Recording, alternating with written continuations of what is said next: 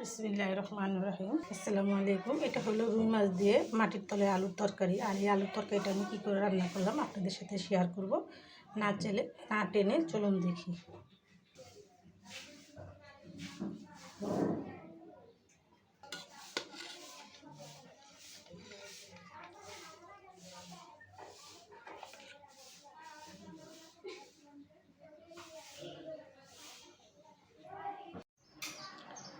2 মাস হয়ে গেছে আলুটা উঠাইছি, তা এখনও খাইতে পারিনি। একটা শোল মাছের জন্য রাখছিলাম, তো শোল মাছ আর খাওয়া হইব না, তো আর কী করবো, রুই মাছের মাথা দিয়ে রান্নাটা করব। এই আলুটা অনেকেই চিনেন, গ্রাম দেশে হয়। তো এই মাটির তলের আলু 2-2.5 মাস হয়ে গেছে উঠাইছি, তো শোল মাছ আর ভাগ্যে জুটলো না, তো আজকে রুই মাছ দিয়েই রান্না করব।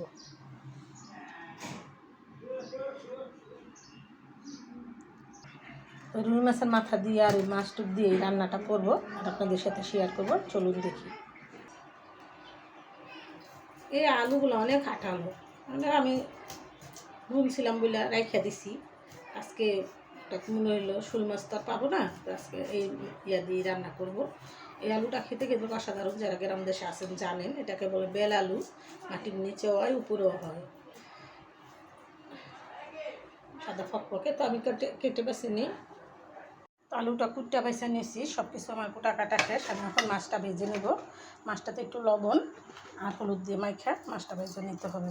তো আপনারা যারা নতুন রাঁধুনি তারা অবশ্যই আমার ভিডিওটা ফলো করবেন, কীভাবে রান্নাটা করি। এবং যারা তো আমার মতো যারা বয়স্ক তাদের তো আর শিখাইতে হয় না, যারা নতুন রান্না করতে পারেন না তাদের উপর লক্ষ্য করেই বলতেছি। তো এখানে আমি হলুদ আর লবণ মেখে নিয়েছি। এখানে কড়াইয়ের মধ্যে কিছু লবণ দিয়ে দিলাম। লবণটা দেওয়ার কারণ হলো মাছটা কড়াইতে লেগে যাবে না।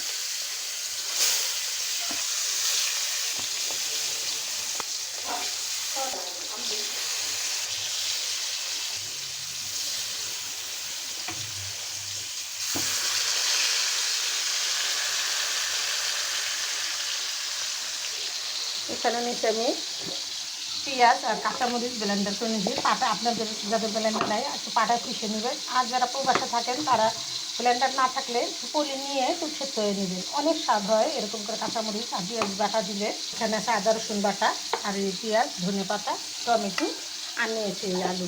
তো এই সম্পূর্ণ দিয়ে রান্নাটা করব আর আপনাদের সাথে শেয়ার করব কী করে রান্নাটা করি। দেখতে থাকুন না টেনে। তো আমার মাছটা ভাজা হয়ে গেছে, আমি এখন নামিয়ে নিলাম। আমি এখানে পরিমাণ মতো তেল দিয়ে দিলাম।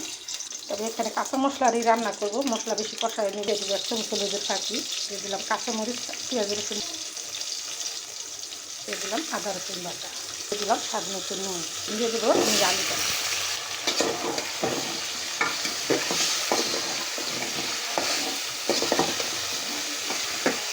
হলো আমি কাঁচা মশলাটা দিলাম। এটা দিয়ে আমি মশলাটাও কষানো হয়ে যাবে, আলুটাও কষা হয়ে যাবে, আর এই আলুটা পিছিল পিছিল হবে না।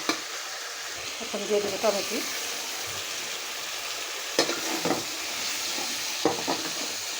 দিয়ে দেবো এখানে 1/2 চামচ লাল মরিচের পাখি, দিয়ে দেবো সামান্য একটু ঝোল।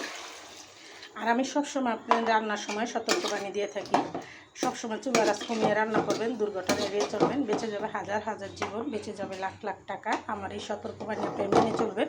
চুলা থেকে একটু দূরে সরে রান্না করবেন। তো আমি এই রান্নাটা আরও 5 মিনিট কষিয়ে তারপরে মাছ দেব। ফিরে আসবো 5 মিনিট পর। আমার আলুটা এখানে কষা হয়ে গেছে আর এখানে একদম মোমের মতো গলে গেছে। আমি এখন মাছগুলো দিয়ে দিব।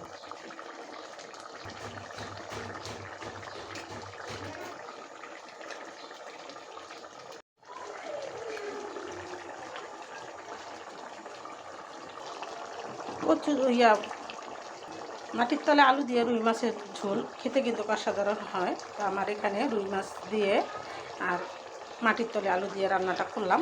এতে আমি এখন ঝোল দিয়ে দেব।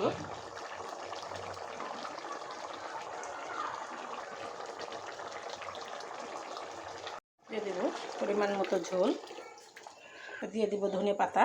তো এটা কী মশলা উপকরণ দিয়ে কীভাবে রান্না করলাম সম্পূর্ণটা আপনাদের সাথে শেয়ার করলাম। না আপনারা আমার ভিডিওটা না টেনে দেখবেন আর এরকম সুস্বাদু রান্না করে খাবেন।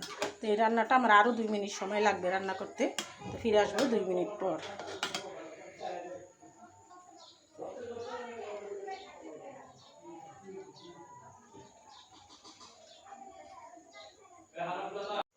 তো হয়ে গেল আমার রান্নাটা, ফিরে আসলাম 2 মিনিট পর। দেখেন আমার তরকারিটাও কমপ্লিট। আর এটা ঠান্ডা হলে আরও জমে যাবে। আর শীতের দিনে এই আলু দিয়ে মাছ দিয়ে শোল মাছ দিয়ে রান্না করে খেলে একদম জমে যায় বাম মাছের মতো। আর যারা রান্না করে খান তারা তো জানেনই। তো আমি যাই রান্না করলাম আপনাদের সাথে শেয়ার করলাম।